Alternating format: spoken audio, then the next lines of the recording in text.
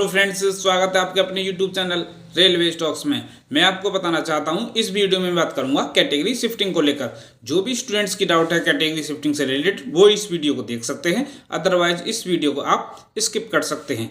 आखिर category shifting क्या है, क्या दिक्कत आ रही है, क्या कैटेगरी शिफ्टिंग होगी नहीं होगी, ज्वाइनिंग मिलेगी, जॉब मिलेगी नहीं मिलेगी। सबसे पहले मैं आपको बता दूं कि कैटेगरी शिफ्टिंग है क्या और क्यों इसकी डिमांड हो रही है कि कैटेगरी शिफ्ट हो। इसका दे सकता हूं मैं लास्ट में एक सुझाव, जिससे आपको मिल सकती है काफ़ी राहत। जुड़े रहिए हमारे साथ। सबसे पहले हम बात करेंगे कि कैटेगरी शिफ्टिंग है क्या।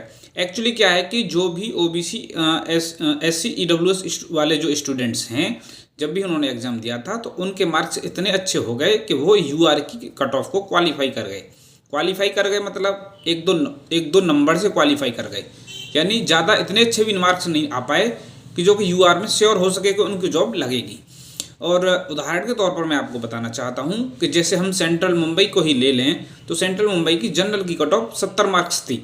अगर किसी OBC कैटेगरी वाले, EWS वाले या अदर कैटेगरी वाले को मार्क्स आ जाते हैं 71 या 72, तो उसको रेलवे वाले क्या कर रहे हैं, हर जोन की लगभग यही कहानी है जहाँ तक मुझे पता है, कि वो UR से ही काउंट कर रहे हैं स्टूडेंट को। यानी कहने का मतलब यह है कि जो स्टूडेंट फिर UR से काउंट हो गए, अगर उनको मेडिकल स्टैंडर्ड भी B2C1 मिल गया है तो उनको जॉब मिलने के चांस बहुत कम हो जाते हैं। जी हाँ, बहुत कम हो जाते हैं, क्योंकि मार्क्स भी फिर उनके बिल्कुल एकदम लगभग बाउंड्रीज पे हैं और इधर B2C1 मेडिकल भी मिला है, जो कि ऑलरेडी पहले से B2C1 वालों की पोस्ट भी कम है।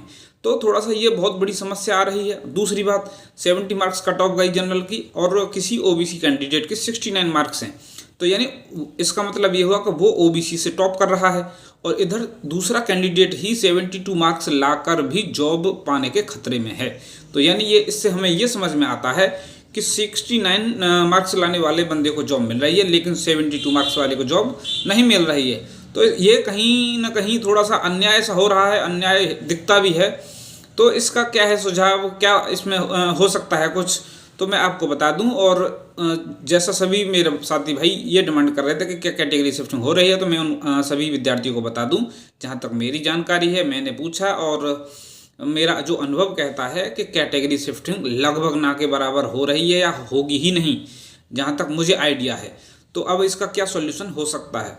सॉल्यूशन ये हो सकता है कि आप जिस भी जोन से हैं, और ख़ासकर वो उन विद्यार्थियों के लिए मैं बात बोल रहा हूँ जिनको B2 और C1 मिला है। अगर आप किसी भी जोन से हैं तो उस जोन में आप जाएं और B2C1 वाले जो मेडिकल स्टैंडर्ड वाले हैं सभी विद्यार्थी एक ग्रुप बनाएं और उस जोन में जाएं, हेडक्वार्टर जाएं, चेयरमैन सर को एप्लीकेशन दें कि सर हमें अपनी कैटेगरी से जॉब दी जाए, अगर UR से हमें जॉब नहीं मिलता। ये आपको बात समझ में आई? अगर ऐसा आप एप्लीकेशन देंगे, क्योंकि मैं आपको बताना चाहता हूँ, जब मैं Western Railway Churchgate Mumbai में था तो वहाँ पर बिहार के 2 भाई थे, उनका भी सेम यही केस था। तो उन्होंने चेयरमैन सर से मुलाकात की तो उन्होंने एप्लीकेशन मांगी थी, चेयरमैन सर ने एप्लीकेशन मांगी थी, एप्लीकेशन ये लिख के दे जाओ जो भी आपकी प्रॉब्लम है। तो उन्होंने वो लिख के भी दे दी, उन्होंने ये भी बोला ठीक है हम इस पर विचार करेंगे, जैसा भी होगा बताएंगे। तो कहने का मतलब ये है कि जब उन्होंने ट्राई किया तो आप ट्राई कर सकते हैं, और अगर 1-2 एप्लीकेशन उनके पास जाते हैं तो शायद उससे कुछ समझ में नहीं आए उनको भी, और इस चीज़ का जोर भी नहीं डलेगा।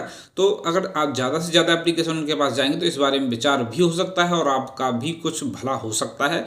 तो यही मेरे पास था कि जो भी कैटेगरी शिफ्टिंग का वेट कर रहे हैं, ईजिली ऐसे नहीं होगा। आप जो है थोड़ा सा प्रयास करना पड़ेगा, थोड़ी सी मेहनत करनी पड़ेगी। खासकर B2 और C1 वालों को जाइए, अपने अपने जोन में जाइए और चेयरमैन सर को रिक्वेस्ट कीजिए, सर हमें अगर हम UR की कट ऑफ से जॉब नहीं मिलती तो हमें अपनी कैटेगरी से जॉब दी जाए, क्योंकि आप उस कैटेगरी के तो हो ही, उसमें कोई झूठ नहीं है।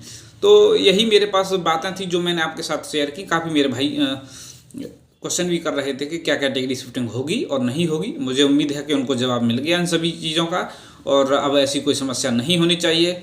नेक्स्ट वीडियो हम ला सकते हैं करेक्टर सर्टिफिकेट के ऊपर, किन विद्यार्थियों को करेक्टर सर्टिफिकेट जरूरी ही होगा और किन को कोई ज़रूरी नहीं होगा। तो अगर हम वीडियो बनाएंगे तो उसमें आप समझ जाएंगे किसको ज़रूरी है और किसको नहीं। जुड़े रहिए हमारे साथ, वीडियो को लाइक आप कर सकते हैं। धन्यवाद।